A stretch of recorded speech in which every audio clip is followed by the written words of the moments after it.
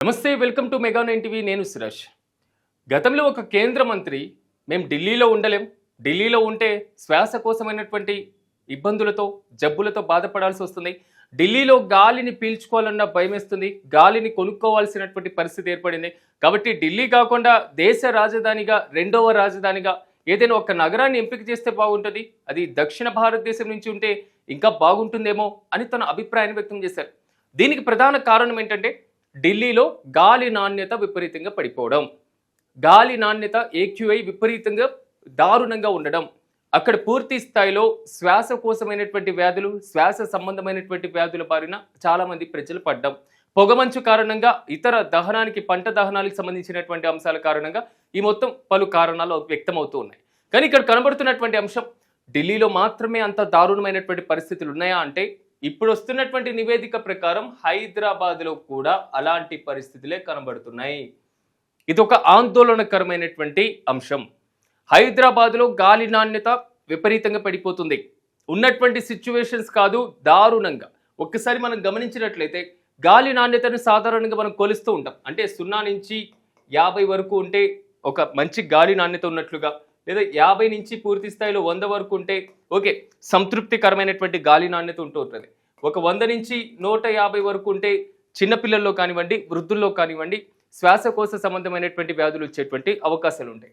అదే 150 నుంచి 200, ఆ 200 పై చీలుకు గనక ఉంటే మాత్రం తీవ్రమైనటువంటి జబ్బుల బారిన పడే అవకాశాలు కనిపిస్తుంటాయి.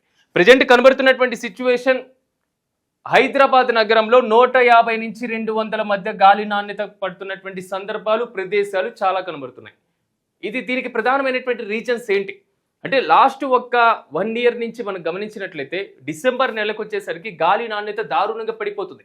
ఒకవైపు పొగమంచు కారణంగా, గాలిలో ఉండేటువంటి దుమ్ము ధూళి కారణంగా విపరీతంగా మొత్తం కళ్ళు కలిసి బయటికి వెళ్ళాలంటే మాస్క్ పెట్టుకొని వెళ్లాల్సినటువంటి పరిస్థితి.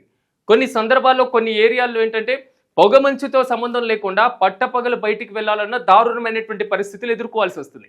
ఇంత దారుణమైనటువంటి స్థితికి గాలి నాణ్యత పడిపోవడానికి అనేక కారణాలు కనబడుతున్నాయి. ఒకటి, మనం గమనించినట్లయితే ఒక్కసారి మనం మ్యాప్ ద్వారా పరిశీలించేటువంటి ప్రయత్నం చేద్దాం. హైదరాబాద్ నగరంలో ఉన్నటువంటి గాలి నాణ్యత ప్రమాణాలకు సంబంధించి ఒకసారి మనం చూసుకున్నాం. CO2 ఎంత ప్రభావంగా కనబడుతుందో ఇక్కడ కనిపిస్తుంది. NO2 కానివ్వండి, PM10, PM2.0 ఈ రెండు చాలు గాలి నాణ్యత దారుణంగా పడిపోవడానికి. PM2, PM10 కానివ్వండి, PM2.0 కానివ్వండి, ఇవి రెండు మాత్రమే గాలి నాణ్యత దారుణంగా పడిపోవడానికి పలు కారణాలు కనబడుతూ ఉంటాయి.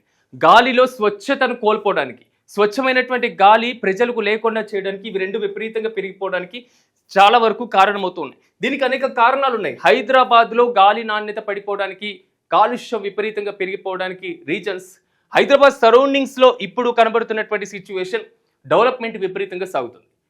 నిర్మాణ రంగం, కన్స్ట్రక్షన్ అనేది చాలా వేగంగా పుంజుకుంటుంది.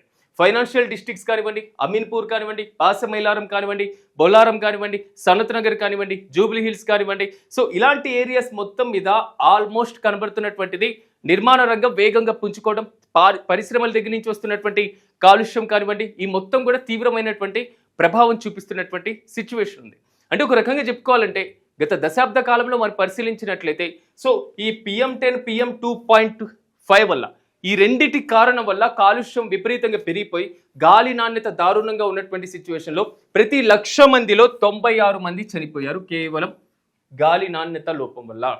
ఇది నివేదికలు కూడా తెలియజేసినటువంటి సందర్భాలు కూడా ఉన్నాయి. అంటే ఒక్కసారి మనం గమనిస్తే ఇది మానవ జీవితం మీద ఎంత ప్రభావం చూపిస్తుంది అనడానికి ఇలాంటి ఉదాహరణలే కనిపిస్తున్నాయి. ఇప్పుడు నేను చెప్పినటువంటి ఏరియాస్లో ఉన్నటువంటి అంశాలన్నీ కూడా ఒక్కసారి మనం పరిశీలిస్తే ఇవన్నీ కూడా అభివృద్ధి చెందుతున్నటువంటివి, ఇంకా డెవలప్మెంట్ అవుతున్నటువంటివి, పారిశ్రామికంగా IT సెక్టార్ పరంగా నిర్మాణ రంగంలో పూర్తి స్థాయిలో డెవలప్ అవుతున్న హైదరాబాద్ సిటీలో కూడా అలాంటి పరిస్థితులే కనబడుతున్నాయి. దీనికి ప్రధానంగా కారణం వాహనాల నుంచి వచ్చేటువంటి కాలుష్యం.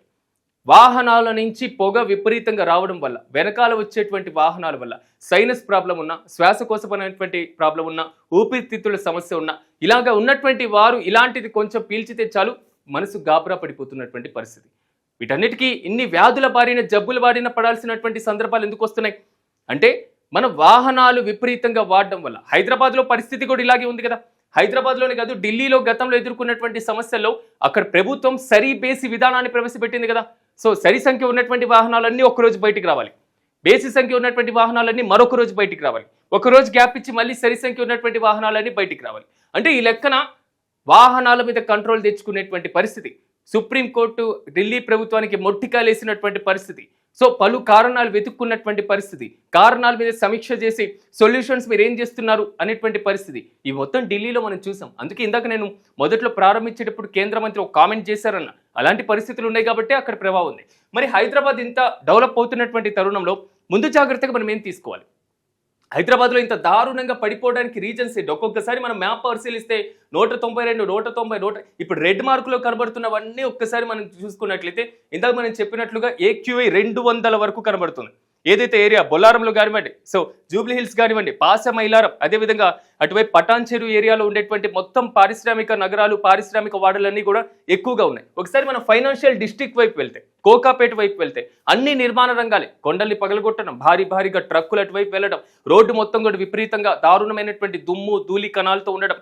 సో ఈ మొత్తం కూడా చిన్న కణాలు ముక్కుల్లోకి వెళ్ళినప్పుడు ఎలాంటి పరిస్థితులు ఎదుర్కొంటాం? సో శ్వాస తీసుకోవడానికి ఎలాంటి ఇబ్బందులు పడుతూ ఉంటాయి? ఓకే, సామాన్య యూత్ని వచ్చే వరకు పక్కన పెట్టేస్తే చిన్న పిల్లల్ని, వృద్ధుల్ని తీసుకొని ఆ ఏరియాలో జీవిస్తున్నటువంటి వారి పరిస్థితి ఎంత దారుణంగా ఉంటుంది? సో ఇలాంటివన్నీ కూడా నివేదికలు తెలియజేస్తున్నటువంటి పరిస్థితి కనబడుతుంది. అంటే ఒక రకంగా చెప్పుకోవాలంటే, సో ఈ మొత్తానికి తీవ్రమైనటువంటి ప్రభావం చూపించేటువంటి ఏరియాలు, అంటే గ్రీనరీ ఉండేటువంటి ప్రాంతాల్లో కొంతవరకు ప్రభావం ఉన్నా, ఒక్కసారి నేను ఇందాక చెప్పినట్లుగా 0 నుంచి 50 వరకు ఉన్నటువంటి ప్రదేశం ఒక్కటన్నా ఇక్కడ కనిపిస్తుందా? ఒకసారి మనం చూడాలి. హైదరాబాద్ మొత్తం మ్యాప్లో చూసుకుంటే ఆల్మోస్ట్ 200కి చేరువలో మాత్రమే కనిపిస్తున్నాయి. సో సంగారెడ్డి ఏరియాస్లో ఎక్కువగా ఇది కేంద్రీకృతమై అక్కడ కూడా పాసమైలారం ఆ ఏరియాలో ఎక్కువగా ప్రభావం చూపించింది. అంటే పరిశ్రమలు మాత్రమే కాదు, హైదరాబాద్లో పారిశ్రామిక రంగం లేనటువంటి చోట కూడా వాహనాల ద్వారా ఈ కాలుష్యం విపరీతంగా పెరిగిపోతుంది. ఇది ప్రధానమైనటువంటి కారణం. దీన్ని తగ్గించడానికి మనం ఎలాంటి చర్యలు తీసుకోవాలి? ఇప్పుడు ఈ విషయాన్ని చూద్దాం. ఈ విషయం చాలా అత్యంత కీలకంగా పరిగణించాల్సినటువంటి అంశం. ఎందుకంటే గతంలో గాలి నాణ్యత విపరీతంగా పడిపోతున్నటువంటి నేపథ్యంలో వాహనాల మీద మనం కంట్రోల్ తీసుకురావడం కానివ్వండి, అంటే ఇప్పుడు ఉన్నటువంటి న్యూ అప్డేటెడ్ వెహికల్స్ని మనం వాడుకలోకి తెచ్చుకోవడం కానివ్వండి, అంటే పొల్యూషన్ తగ్గించేటువంటి వాహనాల మీద ఎక్కువగా ఫోకస్ పెట్టాలి. ఈవీ వాహనాల మీద మనం ఫోకస్ పెట్టినట్లయితే మాత్రం కొంతవరకు పొల్యూషన్ని తగ్గించినటువంటి వారుతాం. గతంలో మనకు ఐఐటి కాన్పూర్ ఒక నివేదిక ఇచ్చింది. ఐఐటి కాన్పూర్ ఇచ్చినటువంటి నివేదిక ప్రకారం చాలా వరకు, అంటే హైదరాబాద్ నగరంలో విపరీతంగా కాలుష్యం పెరిగిపోతుంది కాబట్టి హైదరాబాద్ నగరంలో ఉన్నటువంటి కాలుష్యం మొత్తం నివారణ కోసం తీసుకోవాల్సినటువంటి వాటి కోసం 540 పొల్యూషన్ గ్రిడ్లను ఏర్పాటు చేశారు. ఈ 540 పొల్యూషన్ గ్రిడ్ అంటే ఒకసారి మనం ఆలోచించాలి. ప్రతి ప్రదేశాన్ని ఒక గ్రిడ్గా పరిగణించడం జరుగుతుంది. ఆ ప్రదేశంలో ఒక గ్రిడ్, 2, 3, 4 అలా హైదరాబాద్ మొత్తాన్ని కూడా 540 గ్రిడ్లుగా విభజన చేశారు ఐఐటి కాన్పూర్ వాళ్ళు. వీరు తెచ్చినటువంటి నివేదిక, వీరు చేసినటువంటి ప్రతిపాదన ఏం చెప్తుందంటే, ఈ గ్రిడ్లో ఉన్నటువంటి పరిశ్రమల నుంచి వచ్చేటువంటి వ్యర్థాలు ఏమున్నాయి, ఈ గ్రిడ్లో ఉన్నటువంటి ఏదైతే గృహ సంబంధమైనటువంటి ఘన వ్యర్థాలు ఏమైతే ఉన్నాయి, సో మున్సిపాలిటీలు తెచ్చేటువంటి చెత్త చెదారాలు ఉన్నాయి, రోడ్ల పక్కన ఉండేటువంటి పరిస్థితులు ఉంటాయి. సో ఆ ప్రదేశాల్లో ఉండేటువంటి గ్రీనరీ ఎంత ఉంది, ఆ ప్రదేశంలో ఉన్నటువంటి రోడ్ల మీద ఎలాంటి దుమ్ము ధూళి ఉంది, సో వాహనాల తాకిడి వల్ల ఏ ప్రదేశంలో ఎక్కువగా ప్రభావం అయ్యేటువంటి అవకాశం కనిపిస్తుంది. ఇలాంటి అంశాలు పరిగణలోకి తీసుకుంటూ ఉంటారు. ఉదాహరణకి ఒక ఎగ్జాంపుల్ చెప్పాలంటే, ఫైనాన్షియల్ డిస్ట్రిక్ట్ తీసుకోండి, గ్రిడ్ నెంబర్ 4లో ఉందనుకోండి విభజన ప్రకారం. సో ఆ గ్రిడ్ నెంబర్ 4లో ఉన్నటువంటి ఫైనాన్షియల్ డిస్ట్రిక్ట్లో పొల్యూషన్ విపరీతంగా పెరగడానికి, ఎయిర్ క్వాలిటీ ఇండెక్స్లో దారుణంగా పడిపోవడానికి రీజన్స్ ఏంటి అనేది ఫైండ్ అవుట్ చేస్తారు.